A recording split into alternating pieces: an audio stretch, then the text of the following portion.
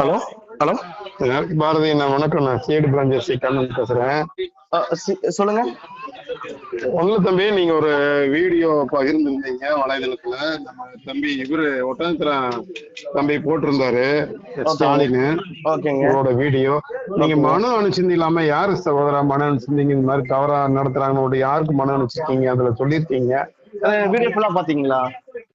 ஆமா சாமி, மனு அனுப்பிச்சிருக்கோம். இது வரைக்கும் நடவடிக்கை மனு சொன்னீங்கன்னா யாருக்கு அனுப்பிச்சிருக்கீங்க? ஆமா, இது வரைக்கும் இந்த மாதிரி இருக்கு. நான் மனு என்னன்னு மனு கொடுத்துருக்கேன்னு வீடியோல எக்ஸ்பிளைன் பண்ணி பாத்தீங்களா? இல்ல தம்பி, மனுவே நீங்க அதுல போடலையே. இல்ல, அது என்ன மனுன்னு சொல்றேன்னு பாத்தீங்களா? நான் என்னன்னு மனுன்னு சொல்லியிருந்தேன்னா, நான் ஆர்காலஜி டிபார்ட்மெண்ட்டுக்கு மனு அனுப்பிச்சிருக்கேன்னு சொல்லியிருந்தேன். ஆர்காலஜி சாமி, டிபார்ட்மெண்ட் அந்த மனுல என்ன இருக்குன்னு எனக்கு தெரியணுங்கிறேன்.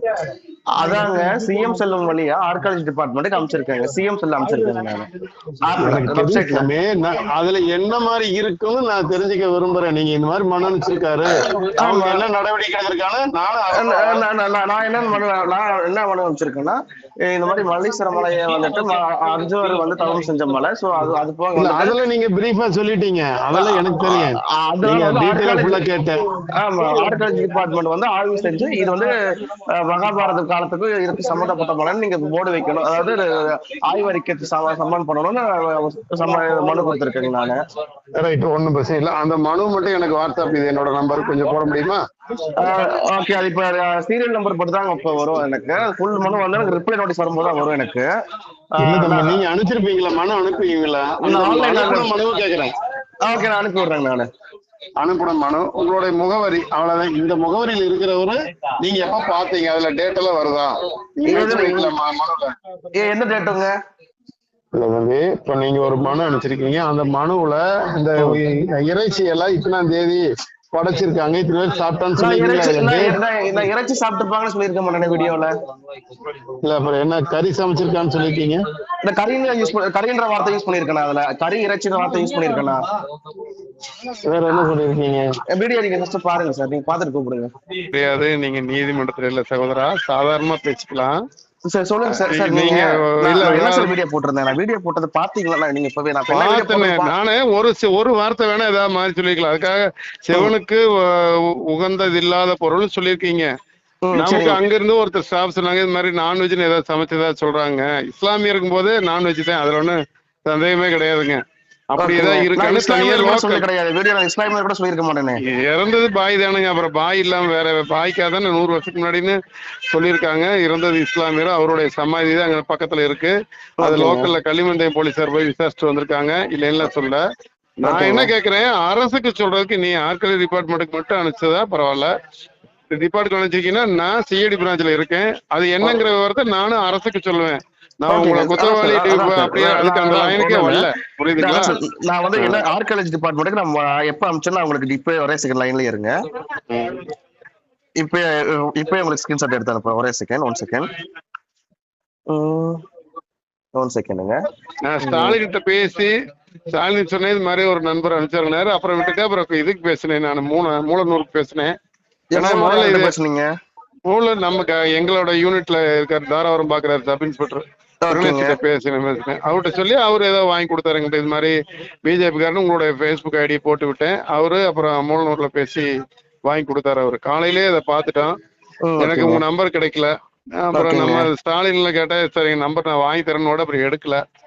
சரினோட அப்புறம் நான் தாராபுரத்துல எங்க எஸ்ஐ கிட்ட பேசினேன். அவரு என்னோட இன்ஸ்டாகிராம் ஓபன்ல என்னோட நம்பர் இருக்குமே.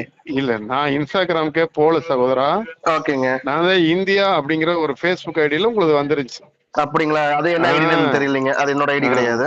உங்களோட ஐடி கிடையாது. இன்ஸ்டாகிராம்ல என்ன ஐடியில இருக்கீங்களோ போட்டு விடுங்க. நீங்களே போட்டிருந்தா உங்களோடது, நீ இன்ஸ்டாகிராம்ல இது மாதிரி போட்டிருக்காரு, அவர் போய் அதை விசாரிச்சிருக்காரு. அப்ப அங்க சமைச்சிருக்காங்க, இது இந்த புராண காலத்தோட சம்பந்தப்பட்டது, அதனால அங்க போர்டு வைக்கணும், இது மாதிரி யாரைக்கும் சமைக்கூடாதுங்கிறத பொதுமக்களுக்கு சரி அனைத்து நபர்களுக்கும் அறிவுறுத்தணுங்கிற மாதிரி ரிப்போர்ட் போட்டுருக்காருன்னு சொல்ல போறோம். அவ்வளவுதான்.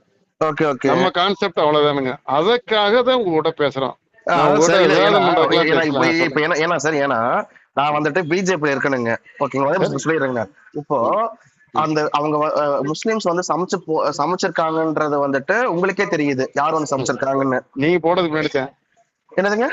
நீங்க உங்களுடைய வீடியோ பார்த்த முன்னாடி எங்களுக்கு தெரியும். நாங்க அந்த கிராமத்துல போய் ஒரு முஸ்லீம் சமைச்சான்னு எங்களுக்கு போலீஸ்ல அதெல்லாம் பார்க்க முடியாதுல்ல சகோதரர். ஒரு கிராமத்துக்குள்ள இல்லைங்க சார், நான் வந்து என்னோட வீடியோல ஏன்னா ஒரு சென்சிட்டிவா ஒரு விஷயம் ஆயிடக்கூடாதுன்றதுக்காக நான் வந்துட்டு முஸ்லிம்ஸும் மென்ஷன் பண்ணிருக்க மாட்டேன், அவங்க நான்வெஜ் சாப்பிட்டு சமைச்சதையும் நான் மென்ஷன் பண்ணிருக்க மாட்டேன். ஒரு குரூப் மாற்று சமுதாயத்தினர் மட்டும்தான் டீசெண்டா மென்ஷன் பண்ணிருப்பேன். நீங்க டப்புன்னு வந்துட்டு நீங்களே வந்துட்டு கறி சமைச்சு சாப்பிட்டதா சொல்றேன், முஸ்லீம்ஸ் மென்ஷன் பண்ணு சொன்னா அப்புறம் நான் வந்து பக்குவமா பேசுறதுக்கு ஒரு இதெல்லாம் போயிடுற மாதிரி எனக்கு ஒரு ஃபீல் ஆச்சு. அதாவது சாதாரணமா நம்ம இடத்துல பேசுறதேன் நான் வந்து நீங்க உங்க மேல குற்றம் சுமத்தல, நீங்க புரிஞ்சுக்காம படவடப்பா கட்சிக்காரட்டு பேசுறது சாதாரணமா பேசுங்க. நான் என்ன சொன்னேன், மாற்று மதத்தினர்னா அங்க இறந்தவன் பாய்ங்க, சிவனுக்கு உகந்தது இல்லாத உணவு அசை உணவு. அது நான் புரிஞ்சுக்கிட்டேன். நான் கேஷுவலா உங்ககிட்ட பேசுறேன் தம்பி, சொல்றீங்க இப்ப அது விவரத்தை சொன்னா நம்ம அரசுக்கு சொல்லலாம், பிரச்சனை அடுத்தது வர்றதுக்கு முன்னாடியே சொல்றதுக்கு இன்டெலிஜென்ஸ் இருக்கு. நான் இன்டெலிஜென்ஸ்ல இருக்கேன், முன்கூட்டியே அரசுக்கு சொல்றதுக்காகத்தான் நான் கேட்கிறேன். உங்களுக்கு சந்தேகம் வந்து என் பேரு கண்ணன், கனகராஜிட்ட கேட்டுக்குங்க. பழனியில இருக்கிற மாவட்டத்துல தனபால், திண்டுக்கல் மாவட்ட தலைவர்கிட்ட கேளுங்க தனபாலு, ருத்ரமூர்த்திட்ட கேளுங்க, இல்ல உங்க ஊருக்கு பக்கத்துல இருக்கிற கருப்சாமி கிட்ட கேளுங்க. நான் யாருன்னு கேட்டுட்டு அப்புறம் நீங்க எனக்கு வாங்க. நீங்க எனக்கு போய் எந்த தகவலும் நீங்க சொல்ல வேண்டாம். இல்ல சாமி, நான் ஓபனா சொல்றேன், நான் யாருன்னு அப்புறம் தான் உங்களுக்கு தெரியும். இன்னொரு விஷயத்தை கிளாரிஃபை பண்ணிக்கிறேன். இப்போ நான் என் வீடியோ போட்டதுக்கு அப்புறம் நீங்க உங்களுக்கு என்னோட வீடியோ சட்டன் வைரல் ஆகி உங்களுக்கு வந்துட்டு இன்ஃபர்மேஷன் பாஸ் ஆயிருக்கு, ஓகேங்களா? பாஸ் ஆனதுல இப்ப நீங்களே வந்துட்டு நான் வீடியோ போட்டதை வந்து வெரிஃபை பண்றதுக்காக லோக்கல்லே கேட்டிருக்கீங்க. ஆமா, லோக்கலே கேட்டிருக்கீங்களா சார்? இப்போ நானே அதை தான் சார் கேட்கறேன். இப்போ பஞ்சாயத்து கிளர்க்கு வந்துட்டு மண்டபத்தை அலகேட் பண்ணிருக்காருன்னா யாருக்கு அலகேட் பண்ணாரு அந்த அன்னைக்கு? அதெல்லாம் நான் விசாரிச்சுக்கிறேன் தம்பி. நீங்க போட்டிருக்கீங்களா, உங்களுக்கு என்ன தெரியுது நான் தெரிஞ்சுக்கணும்ல. கம்ப்ளைண்ட் நீங்க உங்களுக்கு என்ன தகவல் தெரிஞ்சுக்கணும் வாங்கினதை நாம எங்க விசாரிக்க முடியும். நான் வீடியோல போட தகவல் தான் சார். எனக்கு வந்துட்டு மாற்று மதத்தினர் வந்துட்டு இந்த மாதிரி வந்துட்டு சிவனுக்கு உட்கார்ந்து போடுறது சாப்பிட்டு இருக்காங்க, அவ்வளவுதாங்க சார். எனக்கு வந்துட்டு எனக்கு அது பிரச்சனை இல்லை. இது வந்துட்டு என்னன்னா, இது எனக்கு வந்து இனிமே நடந்தது பிரச்சனை எனக்கு கிடையாது, இனிமே நடக்கக்கூடாது. அதுக்கு வந்துட்டு கவர்மெண்ட் வந்து சுற்றி சிசிடிவி கேமரா வைக்கணும், யாரு வராங்க போறாங்கன்றது பதிவேட்டில் வைக்கணும். அது போக நான் ஆல்ரெடி திருப்பூருக்கு எஸ்பி ஆபீஸ் கிட்ட என்ன மனு கொடுத்துருக்கேன்னா, அது வந்து பார்டர் வந்து திருப்பூர் திண்டுக்கல் பார்டர்னால எனக்கு வந்து செக் போஸ்ட் சிசிடிவி கேமரா வேணும்னு அதுவும் 20 நாளுக்கு முன்னாடி பெட்டிஷன் கொடுத்துருக்கேன். இப்போ உங்களுக்கு வாட்ஸ்அப்ல அமைச்சிருக்கோம் பாருங்க, நான் வந்துட்டு ஆர்கியாலஜி டிபார்ட்மெண்ட் கொடுத்த பெட்டிஷன் வந்து வாட்ஸ்அப்ல அமைச்சிருக்கேன்.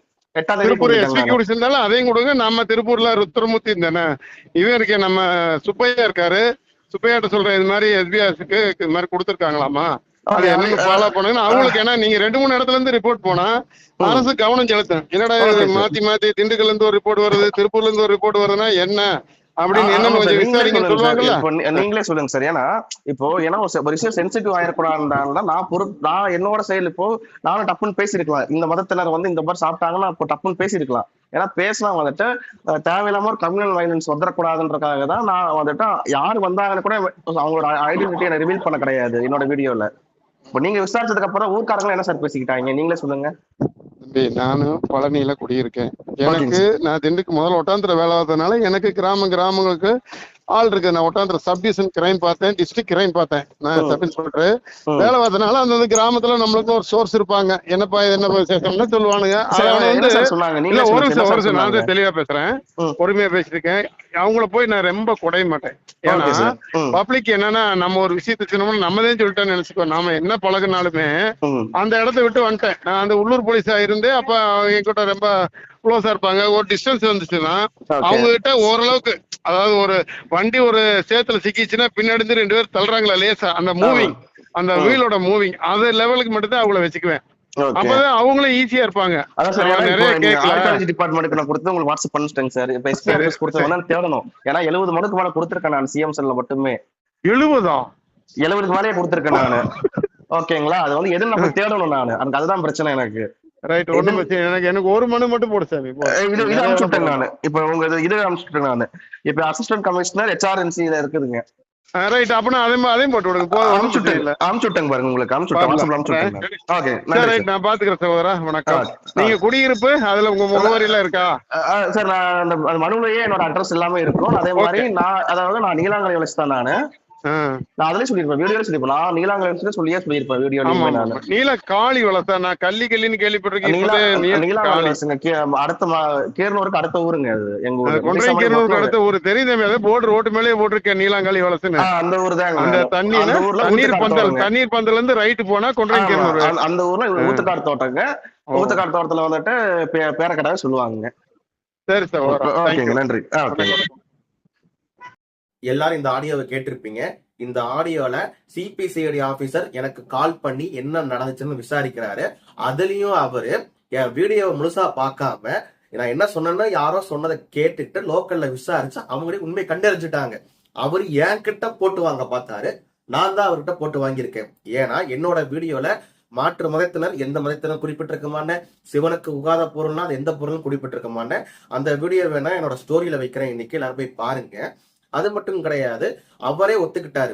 அந்த மாற்று மதத்தினர் இஸ்லாமிய சமுதாயத்தை சார்ந்தவர்கள் சிவன் கோயில்ல வந்துட்டு ஆடுகளை பலியிட்டனர் அப்படின்னு காவல்துறை அதிகாரிகளே சொல்லிட்டாரு. அப்படின்ற போது ஏன் அந்த இஸ்லாமியர்கள் மேல இப்ப வரைக்கும் காவல்துறை அதிகாரிகள் நடவடிக்கை எடுக்காம என்ன பண்ணிக்கிட்டு இருக்கீங்க? அது மட்டும் கிடையாது, இதை தட்டி கேட்டேன்னா மார்ச் 16ஆம் தேதி அமைச்சர் சக்கரபாணியோட ஆட்களோட தூண்டுதலின் பேர்ல காவல்துறையினர் என்னை கைது பண்ணி கள்ளிமந்தை ஸ்டேஷன்ல வைக்கிறாங்க. மதக்கலவரத்தை தூண்டப்பாட்டன் எஃப்ஐஆர் போட்டாங்க. நான் வெளியில வந்ததுக்கு காரணம் அன்றைக்கு பாஜகவின் மாநில தலைவராக இருந்த அண்ணன் அண்ணாமலை அவர்கள் மட்டும்தான் காரணம். ஏன் 7 மாசம் கழிச்சு இப்ப மறுபடியும் பேசுறேன்னா, அன்னைக்கு பாரதி கண்ணன் பாஜகவோட ஒரு மாவட்ட நிர்வாகி தான். இன்னைக்கு நான் மாநில நிர்வாகியா இருக்கேன். ஏன்னா நேத்துதான் எனக்கு பொறுப்பு அறிவிச்சாங்க. பொறுப்பு அறிவிச்ச உடனே என் கோவில், என் சிவன் கோயிலை பத்தி தான் நான் பேசணுன்றதுக்காக தான் நான் பேசுறேன். இன்னைக்கு நான் கைதானா இந்த பிரச்சனை தமிழகம் முழுக்க தெரியணுன்றதுக்காக தான் இன்னைக்கு நான் 7 மாசம் காத்திருந்து வந்து பேசிக்கிட்டு இருக்கேன். அது மட்டும் கிடையாது, இந்த சிவன் கோவில் மகாபாரத காலத்துல இருந்து பிரசித்தி பெற்ற கோயில். இந்த கோவில் எங்க இருக்குன்னா ஒட்டன்சத்திரம் பக்கத்துல கொண்டரங்கி கீரனூர்ல இருக்கு. இந்த மலையில அர்ஜுனன் வந்து தவம் பண்ணதா சொல்லுவாங்க. ஆனா அந்த ஊருக்கு சேர்ந்தவன் தான் நானு. ஏன்னா அந்த மலைக்கு 7 ஊருக்கு சொந்தம் கொண்டாடுவாங்க. அது 7 ஊர்ல ஒரு ஊருக்காரன் தான் நானு. எனக்கு கேட்கறதுக்கு எல்லா உரிமையும் இருக்குன்னு தான் இதை பத்தி நான் பேசினேன். இதை பத்தின மேலும் விவரம் உங்களுக்கு வேணும்னா கமெண்ட் பண்ணுங்க, நாளைக்கு போடுறேன். இப்ப வரைக்கும் HRNC துறை அமைச்சர் கூடிய சேகர் பாபு ஏன் நடவடிக்கை எடுக்க கிடையாது? HRNC துறை அதிகாரிகள் ஏன் நடவடிக்கை எடுக்க கிடையாது? ஏன்னா சிவன் கோவில்ல மாற்று மதத்தினர் வந்து வழிபடக்கூடாதுன்னு ஒரு சட்டம் இருக்கு.